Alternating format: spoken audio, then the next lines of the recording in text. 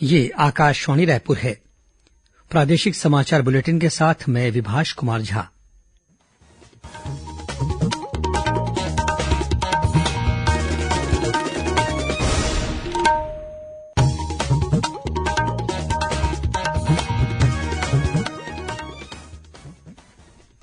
और अब पेश है आज के मुख्य समाचार। विधानसभा सत्र के दूसरे दिन प्रधानमंत्री आवास योजना के मुद्दे को लेकर विपक्षी सदस्यों ने सदन में किया हंगामा। केंद्रीय स्वास्थ्य मंत्री ने बताया कि देश की 55% से अधिक पात्र आबादी को कोरोना से बचाव का टीका लगाया जा चुका है। भाजपा ने कांग्रेस पर वादाखिलाफी का आरोप लगाते हुए नगरीय निकाय चुनाव के मद्देनजर आरोप पत्र जारी किया। और राजधानी रायपुर में आज रन फॉर सीजी प्राइड का हुआ आयोजन।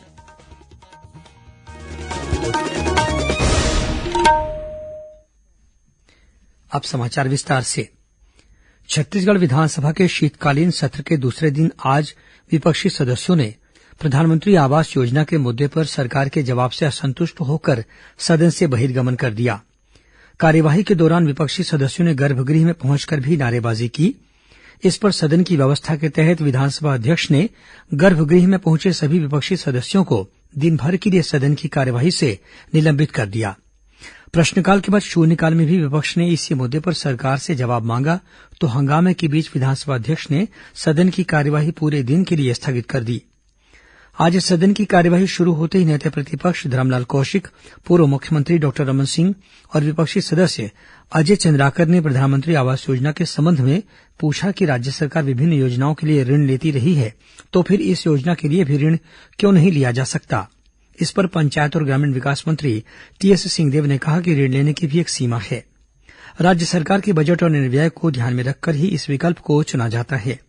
मंत्री के इस जवाब से असंतुष्ट होकर विपक्षी सदस्यों ने सदन से बहिर्गमन कर दिया। इसके बाद दोबारा सदन की कार्यवाही शुरू होने पर भी विपक्षी सदस्यों का शोर शराबा जारी रहा। तब विधानसभा अध्यक्ष ने कार्यवाही दिन भर के लिए स्थगित कर दी।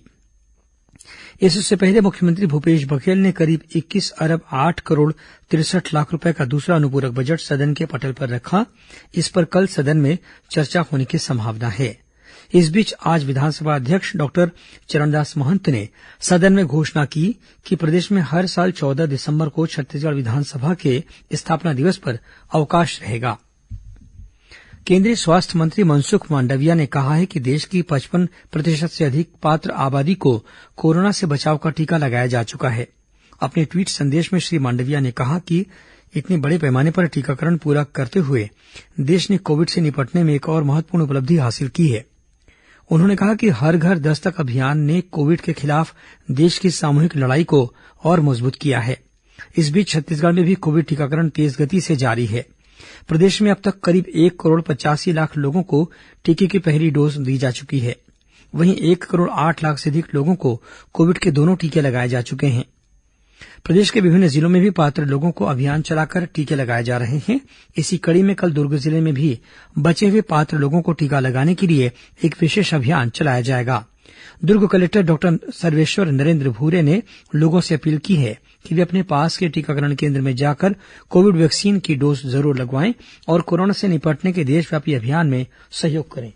कल 15 दिसंबर को एक विशेष महाअभियान का आयोजन जिला प्रशासन द्वारा किया गया है। आप सभी लोगों से आग्रह है और आप सभी लोगों से अपील है कि इसमें अगर आपका टीका बचा है, अगर आपका कोरोना का फर्स्ट या सेकंड डोज कोई भी डोज बचा होगा तो इसमें आप पास के टीकाकरण केंद्र में संपर्क करके टीका लगाएं या फिर आपके घर के आजू बाजू में या आपके परिवार के कोई सदस्य बचा है तो उनको भी अवश्य टीका लगवाने के लिए प्रेरित करें।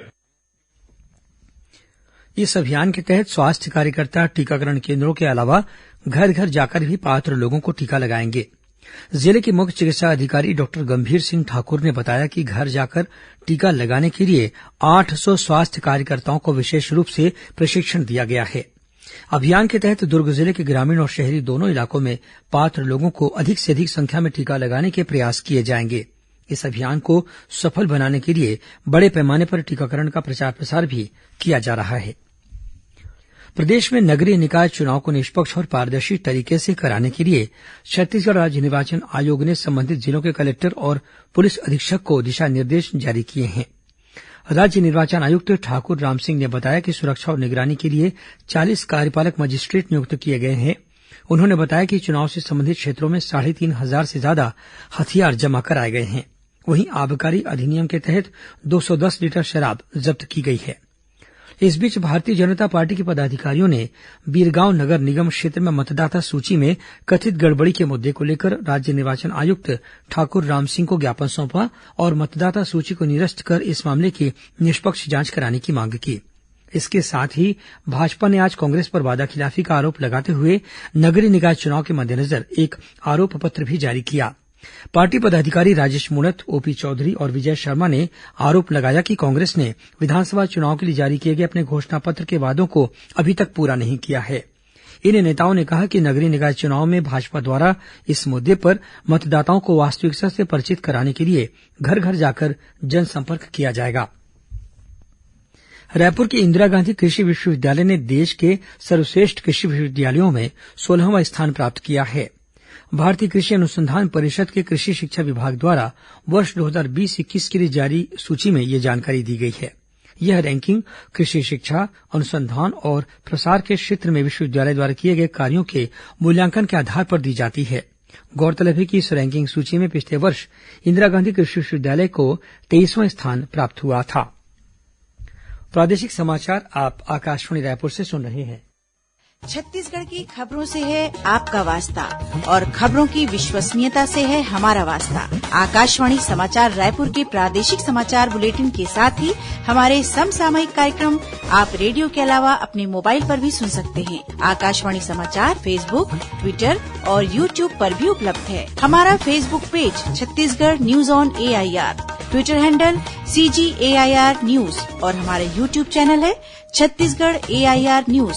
तो अब रेडियो के साथ ही आपके मोबाइल के जरिए भी हम पहुंच रहे हैं आप तक। छत्तीसगढ़ की हर खबर के लिए सुनते रहिए आकाशवाणी समाचार। और अब आगे बढ़ते हैं बाकी के समाचारों की ओर। मुख्यमंत्री भूपेश बघेल के नेतृत्व वाली छत्तीसगढ़ सरकार के आगामी 17 दिसंबर को 3 साल पूरे हो रहे हैं। इस उपलक्ष्य में आज राजधानी रायपुर में रन फॉर CG प्राइड का आयोजन किया गया। इसमें विभिन्न आयु वर्ग के 20,000 से अधिक लोग शामिल हुए। मुख्यमंत्री भूपेश बघेल ने सुबह 7 बजे गांधी उद्यान चौक से झंडी दिखाकर इस दौड़ का शुभारंभ किया। 60 वर्ष से अधिक उम्र के वरिष्ठ नागरिकों की श्रेणी में गुजारी लाल ने पहला स्थान प्राप्त किया। इसी तरह 14 वर्ष से अधिक आयु के पुरुष वर्ग में मुकेश कुमार और महिला वर्ग में प्रियंका साहू को विजेता घोषित किया गया। वहीं 14 वर्ष से कम उम्र के बालक वर्ग में करण साहू और बालिका वर्ग में कामिनी साहू को पहला स्थान प्राप्त हुआ। इस मौके पर मुख्यमंत्री ने उपस्थित जनसमूह को संबोधित करते हुए कहा कि हमने जो नवा छत्तीसगढ़ गढ़ने का संकल्प लिया था उसे हम पूरा करने की दिशा में तेजी से आगे बढ़ रहे हैं।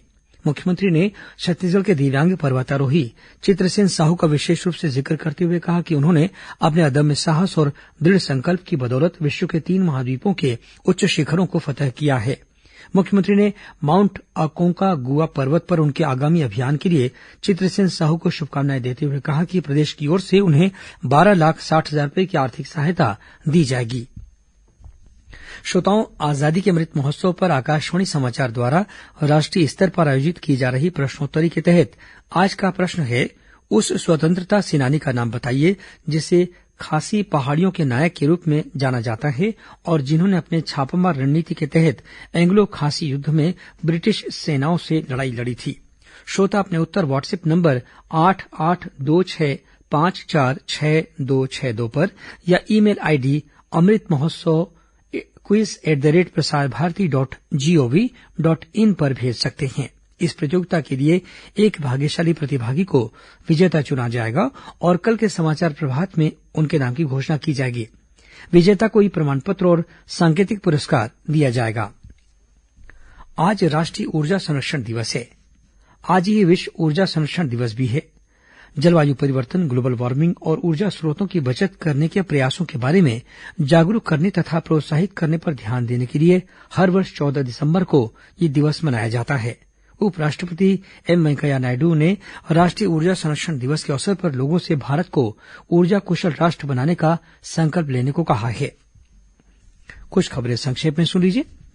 केंद्रीय खेल और युवा कार्यक्रम मंत्रालय द्वारा आयोजित राष्ट्रीय युवा महोत्सव के लिए प्रदेश के प्रत्येक जिले से 3 युवाओं का चयन किया जाएगा। इसके लिए इच्छुक अभ्यर्थी रायपुर स्थित नेहरू युवा केंद्र में कल 15 दिसंबर को दोपहर 12 बजे तक अपना आवेदन जमा कर सकते हैं। सुकमा जिले में माओवादियों ने एक ग्रामीण की हत्या कर दी। जिले के पुलिस अधीक्षक सुनील शर्मा ने बताया कि माओवादियों की कोंटा एरिया कमेटी ने इस हत्या की जिम्मेदारी ली है। जशपुर जिले के सरकरा गांव में रहने वाले 2 मजदूरों की नागपुर के पास एक सड़क दुर्घटना में मृत्यु हो गई।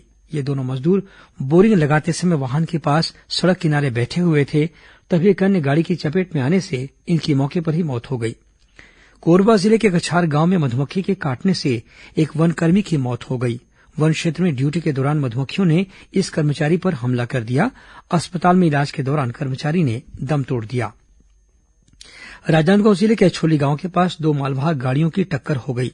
इस दुर्घटना के कारण एक वाहन में सवार 19 लोग घायल हो गए, जिनमें कुछ महिलाएं भी थीं।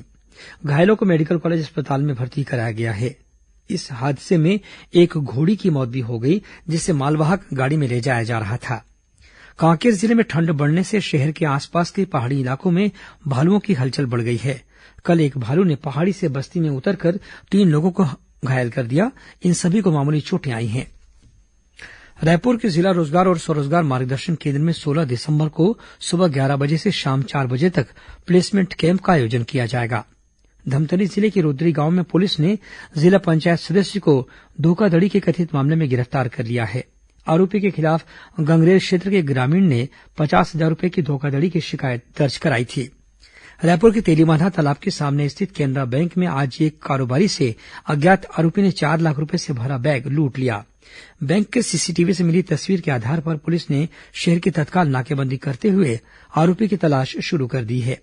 और रायपुर के कबीर नगर इलाके में पुलिस ने एक आरोपी को गिरफ्तार कर उसके पास से करीब 3 लाख रूपये मूल्य का गांजा बरामद किया है। अंत में मुख्य समाचार एक बार फिर। विधानसभा सत्र के दूसरे दिन प्रधानमंत्री आवास योजना के मुद्दे को लेकर विपक्षी सदस्यों ने सदन में किया हंगामा। केंद्रीय स्वास्थ्य मंत्री ने बताया कि देश की 55% से अधिक पात्र आबादी को कोरोना से बचाव का टीका लगाया जा चुका है। भाजपा ने कांग्रेस पर वादाखिलाफी का आरोप लगाते हुए नगरीय निकाय चुनाव के मद्देनजर आरोप पत्र जारी किया। और राजधानी रायपुर में आज रन फॉर सीजी प्राइड का हुआ आयोजन। इसी के साथ प्रादेशिक समाचार बुलेटिन समाप्त हुआ। नमस्कार।